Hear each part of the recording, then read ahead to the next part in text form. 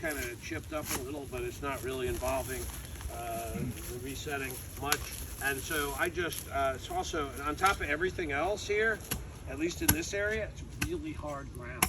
So I don't know if that continues through, you know, the grounds, but all I can say is that it's pretty not much to Atlanta. It's not soft. So what I was gonna do is just get this base out of here so we can level it out, and it's a pretty small base, and we can just get it out of the hole, and then we'll see what the, oh, that's nice. It's real hard pack. Okay. Is this cast concrete? It looks like Tennessee limestone to me. And you can see the color difference, what you're looking at there, and you can see how the minerals within the soil, especially the iron, cause really aggressive staining, and very hard to remove that. And obviously not the problem we're looking at here, but I'm just commenting on it as I go. Yeah, we found that clay cover. That staining is tough. Yes. And on a granite, you can be much more aggressive and use a more aggressive cleaner, but on softer stone, you don't want to dissolve the stone. So it's this is really hard soil. If the soil's like this everywhere here, that's a bonus. A lot of time when you see stuff like this, landscape like this, it's going to be soft. See, like that is soft. A lot of time it's going to be soft. Yeah, I don't know if this has something to do with foundation they did or something, but all right, so we're gonna need some of that. You could get someone to help. He's got some gravel over there, so just like some of the coarser, we don't need that much, just a bag, 2 bags. So the depth that you dig, is it determined by the size of the foundation that you're resetting? Or I'm just trying to get some gravel under it, so I'm not really trying for any depth at all here. I'm just trying to open the hole up so I can flatten it out. Well, John, That's to a ask it, judgment call. to ask the question another way, when you already have a base stone there, how far do you want that to be sunk in the ground, or how much exposed? That's a I guess separate question. Yeah. So how much you don't want that much in the ground. Yeah, we don't need all of it. That's fine, but that's great. Thank you. Usually, well, it's on a hill also. Right. So on a new installation, usually it goes about 1 inch or 2 in the ground as a general rule. Okay. That's Wow. good. What, you think more or less? I was thinking half the stone, half No, the base. never. Okay, that's too much. Never. Generally, on the general thinking is that the family is paying for the stone and they want to see it. In modern times, in fact, in a lot of cemeteries, it's even more than that. They do precast slabs, so you see the whole base. Right. And there's a sub base, and then there's the stone that you see the whole stone. Right. That's not the way traditionally monuments were designed to be installed. So some of these certainly might have been deeper, but I would attribute most of it to the buildup of sediment over decades, and possibly some subsistence settling. But so that's looking okay. Now, okay, we got it. This doesn't have a lot of fines in it, but so usually we'll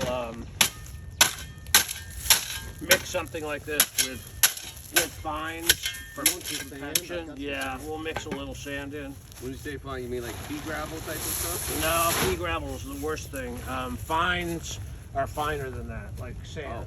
Oh, okay.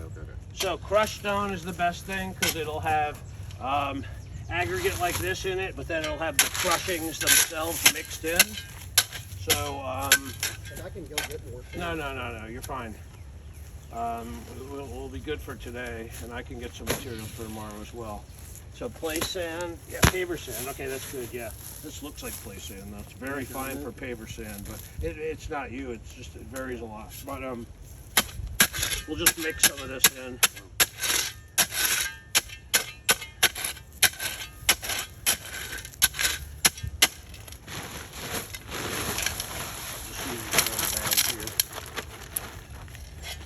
So that's what I was saying before. The one thing you're going to need, you know, on a site like this, the first thing, other than the land clearing, is a lot of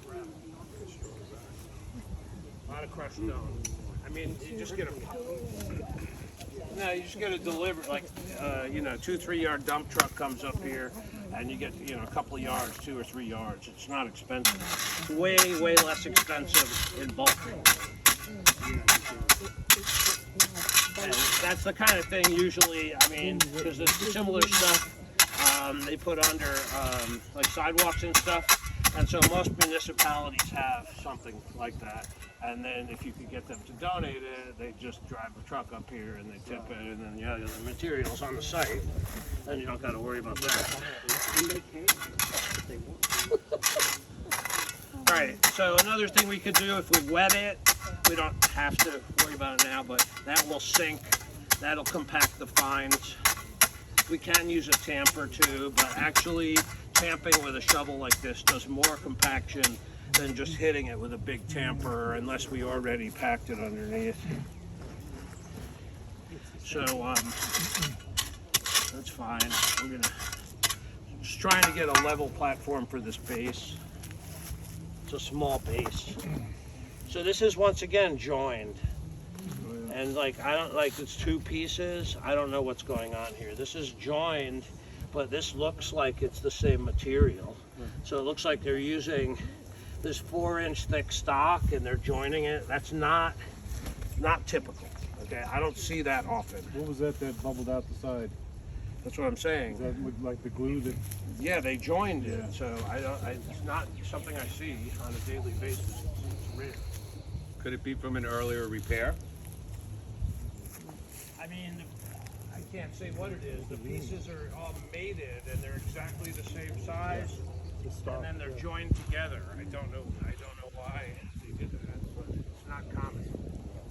Usually it would be one piece. So it seems like that's what they had to work with, so they were joining everything. So I'm just trying to get this to level out a little. So as long as we're going against the bottom, we can go under right against the stone. This is going to be an essential tool, which is a bar with a bent angle on it, because you can do a lot more lifting and work with it. So this is looking, and every single thing here we sell and have in our company.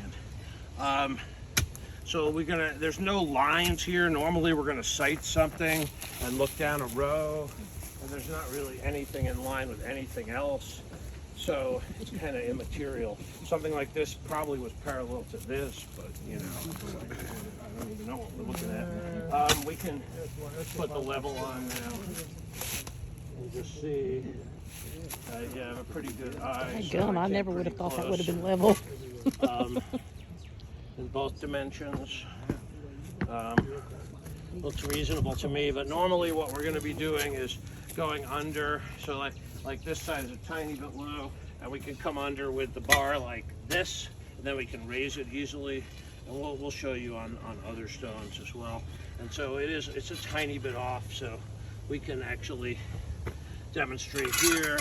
And like I mentioned before, to do it, fine tune it, it doesn't need much. Then we're only going to use a sand, because if we use bigger chunks, it'll be too much. Another thing is, when we're packing something like this, if we're standing like up here, it just puts a little ring around. Generally, we want a lower angle. Another thing is, if we use the corner of the shovel, we'll get better compaction. So like this, low angle corner of the shovel, and pack that stuff under. And see, just that raised it. It's such a small stone, but it's gonna like drop back down a little. It's very close, and it's pretty much good where it is. Could come up a tiny bit and back, but anyway, I'm gonna regrade it in a second, and then we can start cleaning the surfaces. So we'll go like this.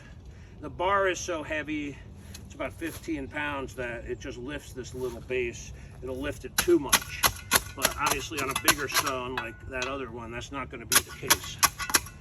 So sometimes smaller things are harder to work on, actually, especially when they get really small. They're awkward. It's looking pretty good. So I'm going to just regrade this quickly now.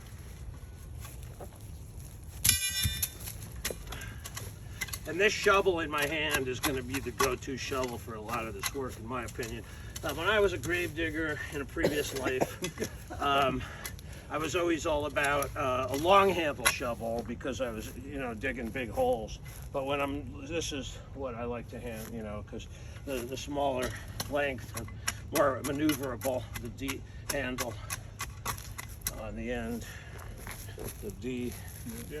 I had someone say, they said, D-handled shovel, that's one that's cut off, it's shorter, right? Because it's D-handled. And I just worked with these guys in Williamsport, and they come out, I did the staff training just last week, and they have a shovel that was amputated, and it was so worn out, it was a round point that it was all like mushroomed, and I'm like, wow, what is this? Like, Get a real I'm shovel. like, throw this thing away and get a real shovel. Like, I mean, a shovel lasts a long time, but once it's worn out, it's less efficient to use it. I mean, The blade's perfect size too. worst case scenario, they tapped out the mushroomed edge on it or ground it back a little, but anyway. It's not like it was a handmade shovel that was made to last. It was just a cheap shovel they got at Ace Hardware, okay, whatever. All right, so we're gonna, now we gotta prep this. Let me move this other piece first and see what's going on here. So we can just roll this over. A lot of times, smaller stones, we can just roll them around. It could fall, but if we get it in a good position, it's pretty good. And so you can see it's just really dirty. So what we're going to do is grab a sprayer.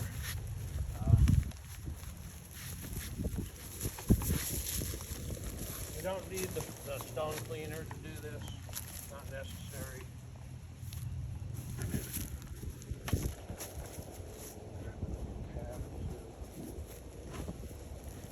Is that the corner of the? I think it is. Yeah.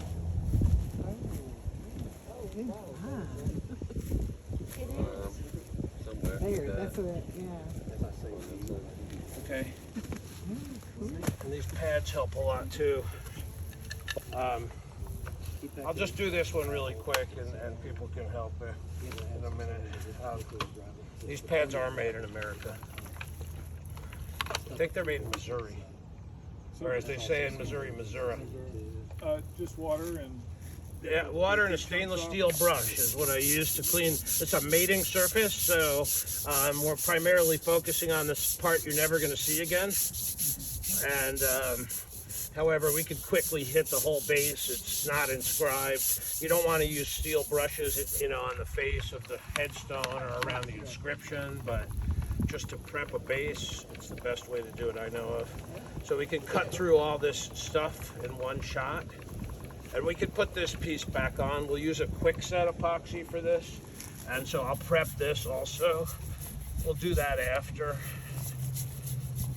Or we could do it either way, but it's got to be dry to do it. So it doesn't have to be dry to join it. We don't have this piece though, right? I don't know. It looks like there might have been one under your knee over here.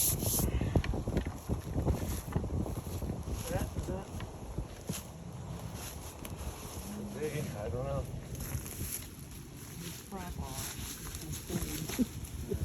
We could spend another minute and see. Yeah. Oh, look at there. That's extra points on the master questionnaire. You must have done this. Look at before. that. Look at I that. came up here and hit it earlier. Where's the other one he had just said? Okay. So we'll prep these at the same time. How about that? That's cool. That's your heart. Oh, that's a heart very good. Well, in a site that's really neglected, a lot of time you'll find stuff. I've worked in a lot of different sites, and a lot of time things have been reworked and worked and reworked, and then you're not finding pieces. Instead, you're fighting like Portland cement repairs and other failed repairs. But in a site that's neglected, you'll usually find all the pieces if you spend some time, which is a real good thing. And in fact, that makes it easier to demonstrate also if you have all the original pieces. But yeah, this has been broken a long time, and something broke the can't believe you corners found off. those I don't know if they That's amazing. had Both, mowers in both here. of them. I can't believe you found both of them. Yeah, They that's did it a long time ago. exactly. Agreed. Okay, so that's Now we're gonna start looking. Looking for not treasure. too bad. Now we need the treasure part. This one is pretty clean, actually. So, did you clean this? No, it's not wet. It's interesting though. It's pretty clean. All right, let me just finish this up. Now this will be easy to clean up here, so I'll just go like this and just hit the top. This will clean up really quickly. So you typically don't need the D2 because it's not exposed to lichen and moss and. Thank you. Yeah, it's not. It's a waste of time, and I don't want to smell it. You don't need D2 now. So what I'll do is I'll do my resetting work, and then after that you could clean the whole thing. So there's no point in cleaning it now, because you could if you wanted to clean the whole stone, but then you got to start turning it upside down and right side up, and then you get it dirty in the mud. So, but generally, that's why I call this like more like triage. And so I'm just going after the problem, and then the cleaning is a latter thing that's optional that you do after all this is done. That's the way I do it usually. If you have a big group and it's a volunteer thing, and you know, you could then, yeah, you could get that all cleaned ahead of time. That's all good. But usually when I'm working, I won't waste my time on it, and I'll just do the just what I'm doing right now to get a bond. Okay, that's looking pretty good. And we can join this damp. But we will get the heavy water off. So let me just grab a tarp and some paper towel. So here, somebody can dry that off. Both the base and the bottom of the headstone. And this is just going to keep it clean. And then I'm going to need a couple little blocks.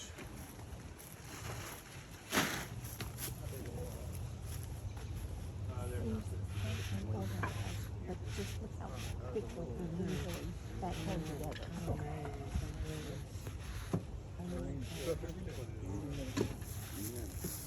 Yeah, it looks like it fits there and they just cleaned around it. Just say it looks like it's always been there. I think I've used it.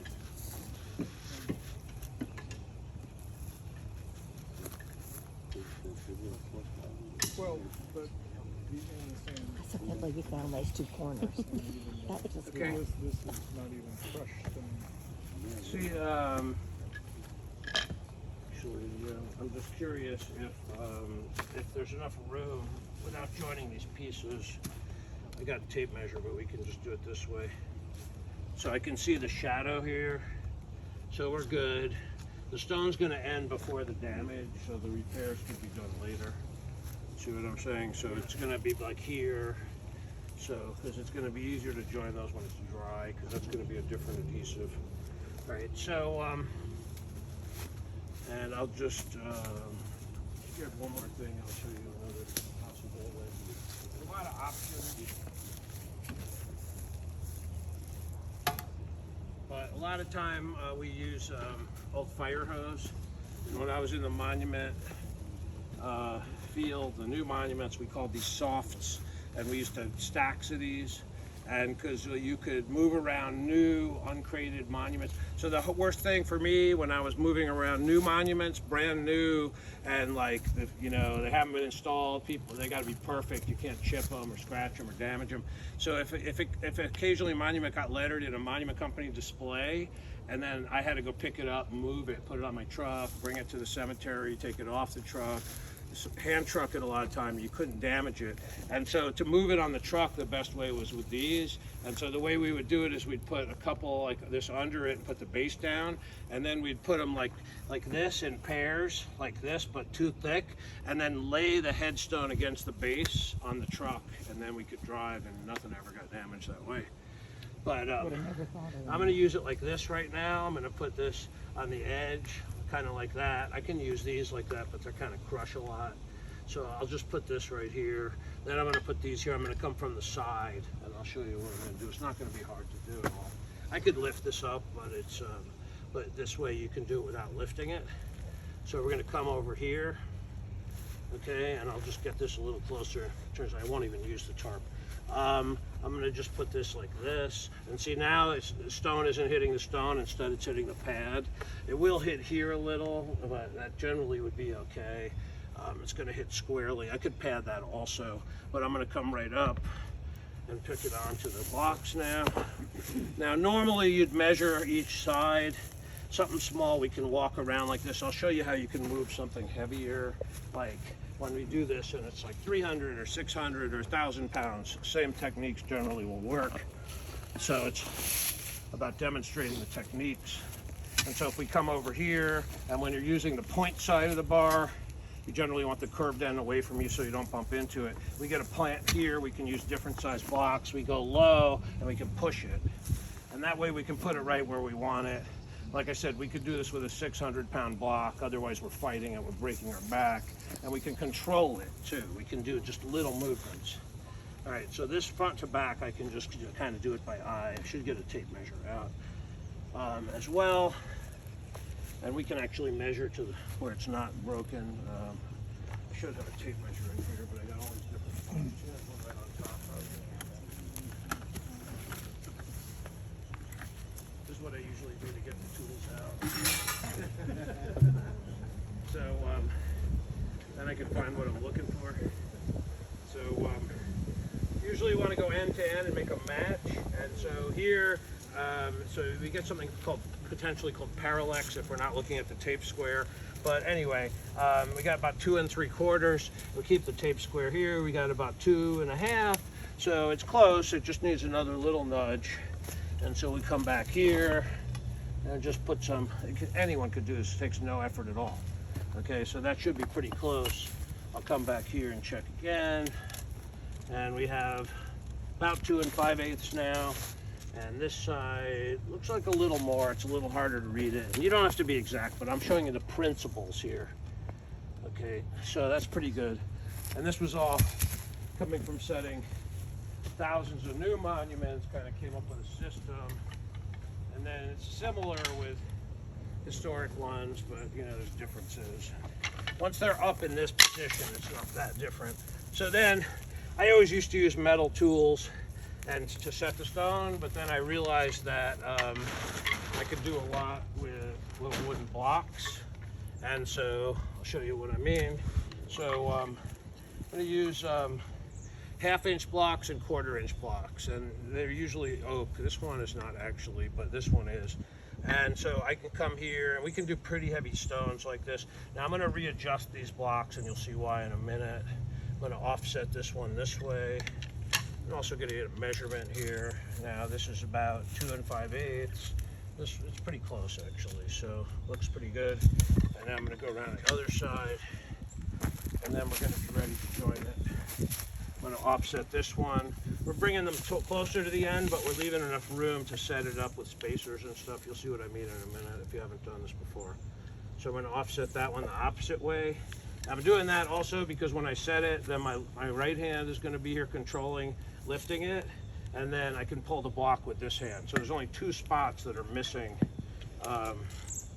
material that's going to fill the void. All right, so that's looking pretty good. Maybe a nudge back, but so everyone good with that? Okay, so there's going to be 2 more steps here. First, we're going to take some spacers. Okay, this is wedge lead. This is pure lead, and this is what I was saying. In a lot of the old monuments, not as much the marble, but usually the granite, they would literally put these around the perimeter and put the piece on top, and then that was done. It was finished. This is number 2 is an 1/8 inch thick, and then it tapers. That's why it's a wedge. It tapers to nothing. So this, there's also number 3 and 4, 3/16 1/4. I'm trying to get them to make number 1, which is a 1/16 of an inch, but so far I haven't been able to make that a reality. So anyway, when I was a monuments installer initially, I was using plastic spacers, and we still have those, and some people use them, but they're really hard, and the lead is better because it will crush a little and take up any irregularities, and it'll stop sliding if the bond ever fails. All right, so looking for some snips, and all we're going to do is just use little chips of this. Okay, and so we're gonna It's a 1/2 inch wide, so a little like 1/2 inch by 1/2 inch or by 5/8 or whatever is good. So 4 spacers. Okay, then we go thick part out.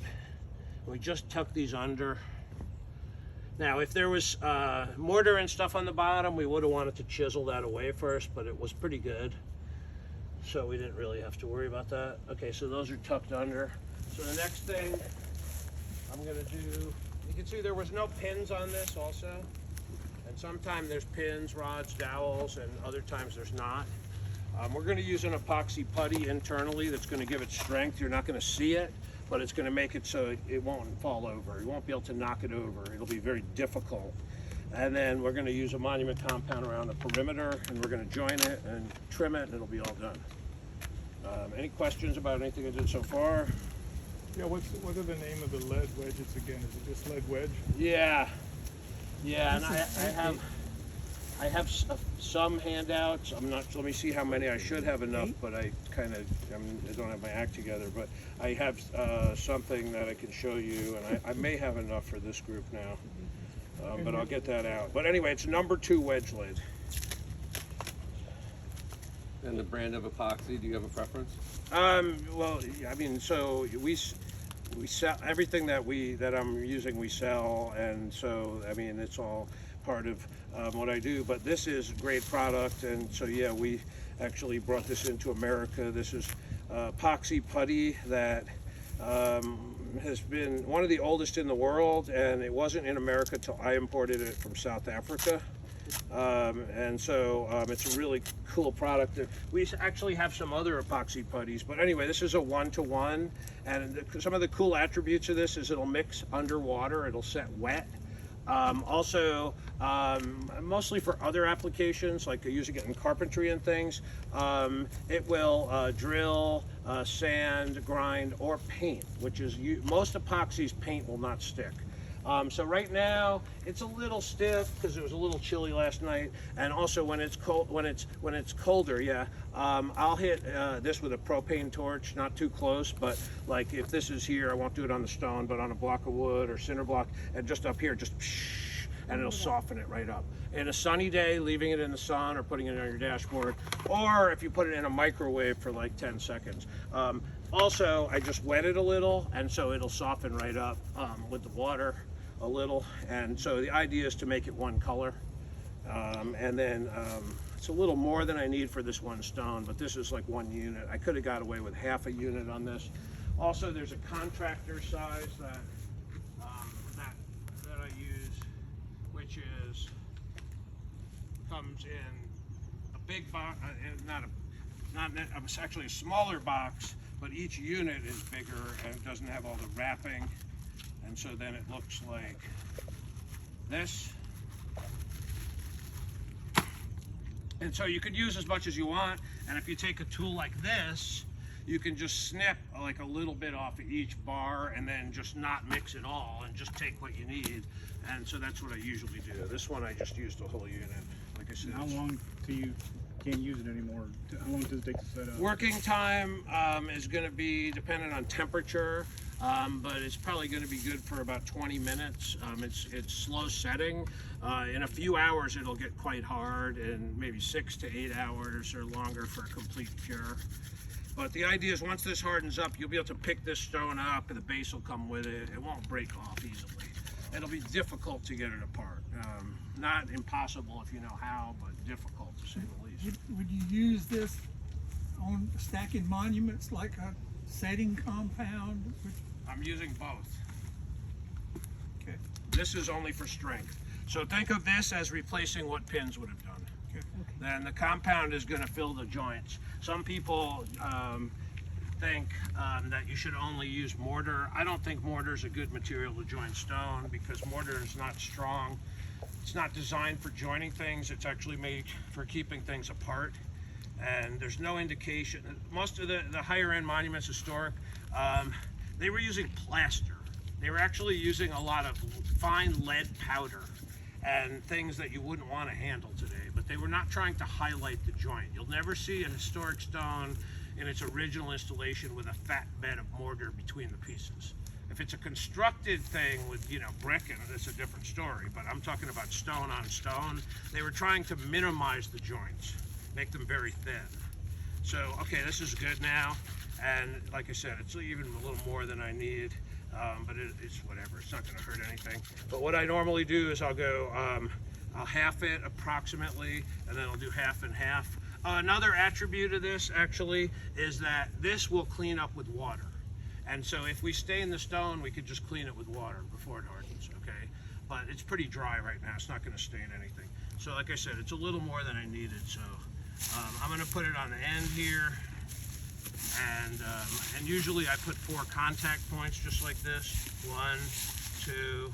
I usually do the centers because the spacers are on the ends. So this is pretty much standard the way I tend to do it. There are some I mean, I use mortar all the time. That's a whole nother subject. We can talk about mortar all day. I import containers of natural hydraulic lime. In fact, we just got a new container from Germany. That's a whole nother subject, but in my opinion, mortar doesn't belong here under this. All right, so monument compound's been around for a long time in varying ways. If things go as planned, we should have our own brand of this soon, and I'm gonna have an off-white color that matches marble better. For the time being, we have light gray. But some people have theorized this stains the stone, but that's not really true. I mean, if it's a very hot stone on a sunny day and you leave it on here, it'll stain it because there is oil in it, but it doesn't creep out of the joints and stain the stone. Mainly one person came up with that theory, but there's controversy. All I can say is that there's many different ways to solve problems. And I just teach the way that I know is the most effective, quickest way. That's practical and easiest to learn and has high performance. And I've been doing this for decades, and generally the stones I do last forever and don't fail. So you pushed up against the lead spacers when you've done that? That doesn't really, it'll go on top and it won't even be a problem. But on a bigger stone, usually you set them back so it doesn't. But it won't really matter if it climbs on top a little because it'll squeeze out. So So that's there to kind of make a waterproof barrier. yeah, I mean it's going to create a seal. Okay, so just to back up a little, modern monuments being since about World War II era have just primarily been installed with only this material, with varying results. Because the problem is it's not structural, and they generally in modern times don't drill and put pins in. And so what happens is if something knocks the monument or if it gets moved, and also even if it's not an initial good joint, if you do it on a wet day, and also a lot of the bases are all polish, so you don't always get a good joint, but ultimately they don't tend to last. Sometimes they do, it depends on who installed it. But so the epoxy putty makes it so you have a structural bond that's hidden. You don't even see it, but it'll just keep it from failing. All right, so what I'm gonna do now is I'm gonna set this. This is the actual set. And so I'm gonna need a little piece for this piece right here. Also, when we set this up, we don't wanna push these up against the block too hard, or when we pull the block, it pulls the compound out with it. Sometimes it does it on the back side also. Now we don't want to put our fingers under here because if this chips or slips, it'll crush them, and on a big one, it'll just chop them off. So I use the back of my fingers that don't actually go under it. Okay? You could also push this in with a tool like a block like this. Okay, so now I'm going to set it, which is just going to be like a flick of my wrist backward quickly, just like that. And then I'm going to come around and do the other side, and then we'll just make sure it's well seated and centered, and then we trim the excess and we're done. I think we need to do John Duckett's. Say it again? Well, telling the lady across there that we need to do her great grandfather's stone like this. We've not used any of that compound, and certainly haven't used the epoxy. Okay, so we're going to come up, and now I'm going to do the back, same as the front. just gonna put the piece in, back of my fingers, no fingers underneath. So this is the actual set now. We're gonna come down, you see it squeeze. Now, the best thing, I'll do it from the back because most people are in the front. Usually I would be in the front because it just kind of makes sense to look at the front. But when I go back and forth with a little lateral motion, it's gonna squeeze more. On a big stone, you couldn't do this, it's too heavy. And also on a big stone, it'll squeeze quickly because of the weight. It's also temperature dependent because if it's a hot day, the compound will have lower viscosity, and if it's a cold day, it'll be stiff and it won't squeeze quickly.